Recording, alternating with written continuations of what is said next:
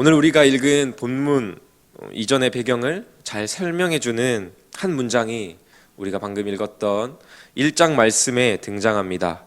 솔로몬이 여호와의 전을 위하여 만드는 모든 일을 마친지라. 사실 솔로몬의 성전 건축은 우리가 잘 아는 것처럼 그 선왕이었던 다윗 왕의 소원이었습니다. 하지만 전쟁 중에 많은 피를 흘렸다는 이유로 하나님은 다윗이 아닌 다윗의 아들이 성전을 건축하리라고 말씀하셨습니다. 역대하 2장부터 솔로몬 왕은 성전을 건축할 준비를 하고요, 3장과 4장에 걸쳐서 성전의 외부와 내부 건축을 마칩니다. 오늘 우리가 살펴볼 주제 중 하나인 성전은 우리가 주일에 살펴보았던 것처럼 이동식 성전이라고 할 수 있는 회막, 곧 성막이 약속의 땅에 이스라엘 백성들이 정착한 후에 그 약속의 땅 중심부에 세워진 것이라고 할 수 있습니다. 솔로몬은 역대하를 계속 우리가 쭉 살펴보면 7년에 걸쳐서 성전을 건축하였다는 것을 알 수 있습니다. 솔로몬은 모든 성전 건축을 자신의 생각과 방식이 아닌 오직 하나님의 규례대로 행했다고 말씀은 기록하고 있습니다. 오늘 우리가 읽은 본문의 평행본문에 해당하는 열왕기상 6장과 7장에서는 역대하 3장과 4장에 해당하는 내용을 기록하고 있습니다. 여기서 역대하에는 기록되지 않은 매우 흥미로운 단락이 나오고 있는데요, 그것은 열왕기상 6장 11절에서 13절의 말씀입니다. 우리 함께 찾아서 읽기로 원합니다. 열왕기상 11절에서 13절까지의 말씀입니다.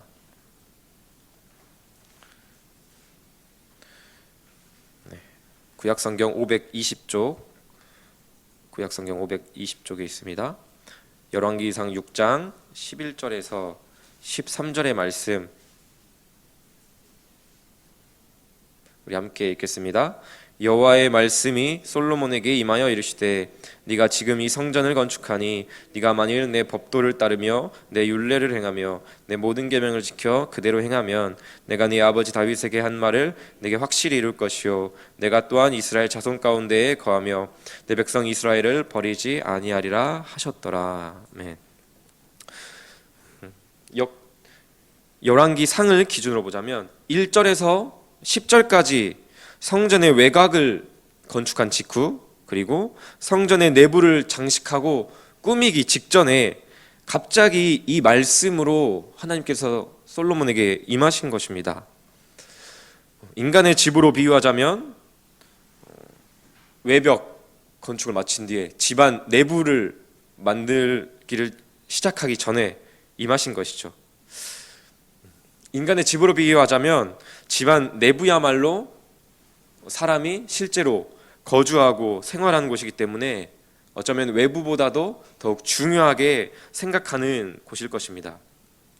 저는 이 대목에서 성전에 거하실 하나님께서 성전 건축 담당자인 솔로몬에게 내부 디자인과 설계를 의뢰하는 장면이라고 생각했습니다. 여러분은 집안 내부를 생각할 때 무엇을 가장 따지십니까? 이것만큼은 꼭 있어야 한다, 이것만큼은 꼭 없어야 한다 라는 것들이 각각의 기준들이 있으실 것입니다. 하나님께는 그것이 바로 곧 하나님의 말씀이었습니다. 이렇게 말씀하시는 것이죠. 솔로몬, 너가 성전을 건축하지? 너 내 말씀대로 지어야 해. 그리고 너 내 말씀대로 행해야 돼. 성전 건축보다 중요한 것은 내 말씀대로 행하는 거야. 그렇지 않으면 너가 짓고 있는 이 성전 아무 의미 없어.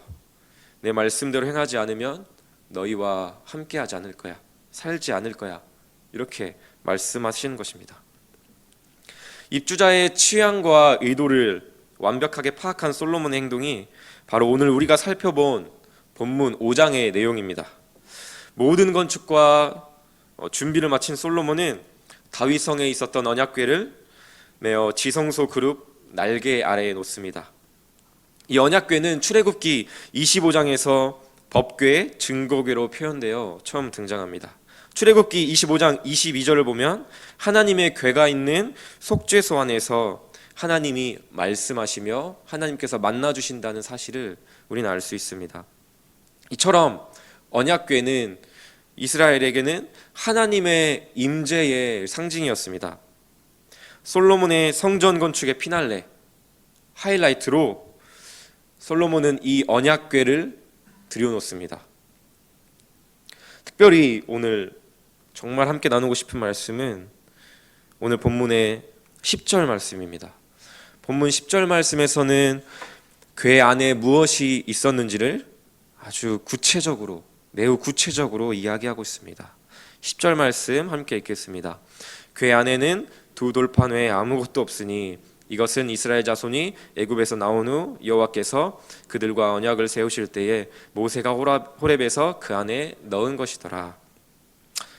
매우 흥미롭습니다. 열왕기상 평행본문인 열왕기상에서도 동일한 표현이 나타나는데요. 매우 의미심장한 표현입니다. 궤 안에는 두 돌판이 있었다 이렇게 기록할 수도 있는 것을 아주 의도적으로 궤 안에는 두 돌판 외에 아무것도 없었다라고 표현하고 있습니다. 궤 안에는 두 돌판 외에 아무것도 없었다. 우리를 향한 하나님의 마음이 느껴지십니까? 지성소가 어떤 곳입니까? 하나님을 만나는 곳이죠. 하나님께서 말씀하시는 곳입니다. 그 지성소 중에서도 지성소와 같은 그 언약궤, 그리고 그 언약궤 안 성전의 심장부에 있는 것이 무엇이라고 말씀하고 있습니까? 두 돌판이라고 하고 있습니다. 그냥 두 돌판이 아니라 두 돌판 외에는 아무것도 없었다라고 말씀하고 있습니다. 그것은 바로 이스라엘 백성들을 향한 하나님의 사랑, 하나님의 마음, 하나님의 심장이 바로 궤 안에 들어 있었던 것이죠. 성경은 명확하게 궤 안에 두 돌판 외에는 아무것도 없었다라고 기록하고 있습니다. 그렇다면 우리에게로 돌아와서 그리스도 안에서 성령이 거하시는 전이 되는 우리라는 성전에 궤가 위치하는 곳은 어디일까요? 우리의 생각, 우리의 마음, 또 우리의 가치관이 될 수가 있겠죠. 사랑하는 성도 여러분, 여러분께 한번 질문을 하고 싶습니다. 그리고 저 스스로에게도 질문하고 싶습니다. 여러분의 궤 안에는 지금 무엇이 들어있습니까? 우리의 마음 가장 깊은 곳에 무엇이 있느냐라고 하는 것이죠. 두 돌판, 곧 하나님의 말씀, 예수 그리스도가 있어야 하는데 혹시 다른 것이 들어있진 않으십니까? 물질, 또 생존, 또 가정의 행복, 승진, 건강, 자녀, 여러 가지가 있을 수가 있겠죠. 저는 이런 생각을 했습니다. 우리 중에 이렇게 말하는 사람은 없을 것입니다. 세상의 것 외에는 아무것도 없었다, 세상의 것으로만 가득 차 있다 라고 말하는 사람은 없을 것입니다. 두 돌판, 곧 하나님의 말씀이 전혀 없는 사람은 우리 중 아무도 없는 것이죠. 하지만 저를 포함해서 여기 계신 분들 중에 하나님을 향하여 저의 궤 안에 두 돌판 외에는 아무것도 없습니다, 제 마음 안에 예수님 외에는 아무도 없습니다 라고 자신 있게 외칠 수 있는 사람은 과연 한 사람이라도 있을까요? 저는 두 돌판 외에도 참 세상의 온갖 잡다한 것으로 저의 마음이라는 궤 안을 가득가득 채운 사람입니다. 마치 궤를 덮어두면 궤 안의 것이 안 보이기 때문에 그렇게 안 보이는 것처럼 내 마음을 다른 사람에게 행동으로 보이지 않으면 괜찮을 것이라고 착각하는 사람입니다. 여러분은 어떻습니까? 성전을 건축하고 언약궤 안에 두 돌판 외에 아무것도 두지 않았던 솔로몬의 행동은 그저 겉으로 드러나는 단순한 행위뿐이 아니었음을 오늘 본문 이어지는 6장의 말씀이 잘 보여줍니다. 눈으로 함께 따라서 보시면 되는데요. 6장 1절을 보면 솔로몬이 이렇게 말하죠. 여호와께서 캄캄한 데 계시겠다 말씀하셨사오나, 하나님께서 말씀하셨던 것을 기억하며 이야기합니다. 4절도 마찬가지입니다. 여호와께서 그의 입으로 내 아버지 다윗에게 말씀하신 것을 이제 그의 손으로 이루셨도다. 10절에도 나옵니다. 이제 여호와께서 말씀하신 대로 이루셨도다.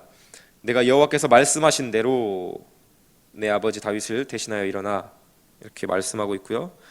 이어지는 14절, 15절, 16절, 이 6장 내내 솔로몬은 끊임없이 하나님이 다윗 왕과 자신에게 하셨던 하나님의 말씀을 기억합니다. 그 말씀을 계속 언급합니다.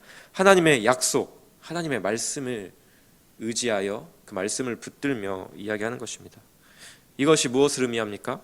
그의 마음이라는 궤 안에 두 돌판, 하나님의 말씀 외에는 아무것도 없었다라는 것을 보여주는 것이죠. 이렇게 오직 주의 말씀을 의지하여 성전을 건축하기를 마치고 하나님을 찬송하는 솔로몬과 이스라엘 앞에 여호와의 영광이 성전에 가득히 임합니다.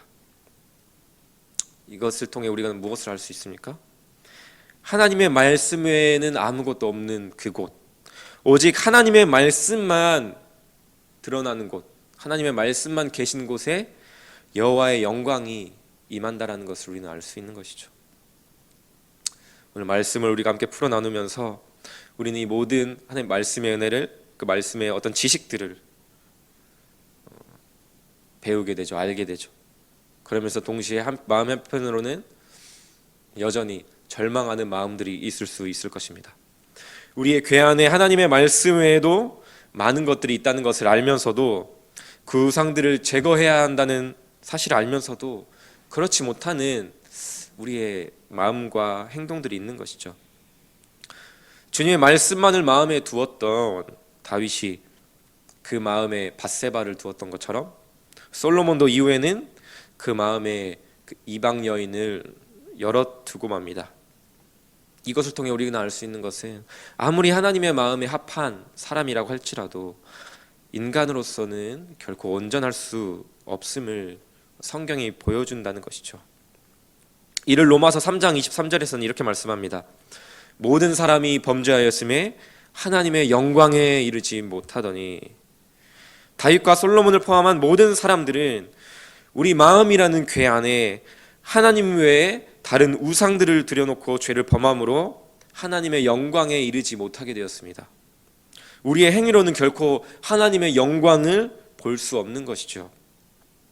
하지만 이어지는 24절 말씀에 이렇게 말씀합니다.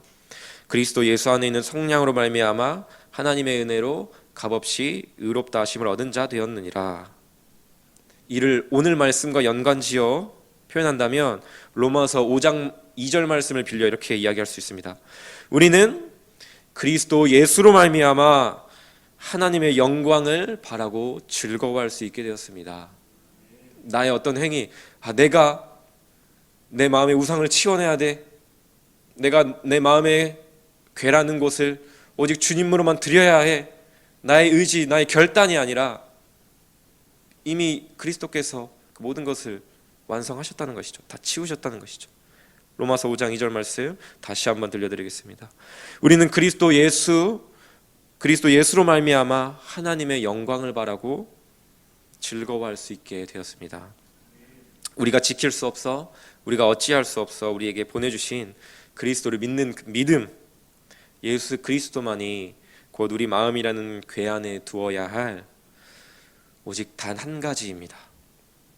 우리의 궤 안에는 진실로 그리스도 예수 외에 아무것도 없어야 될 줄로 믿습니다. 이러한 마음 가운데 그리스도만을 의지하는 우리의 삶에 하나님의 영광이 임합니다.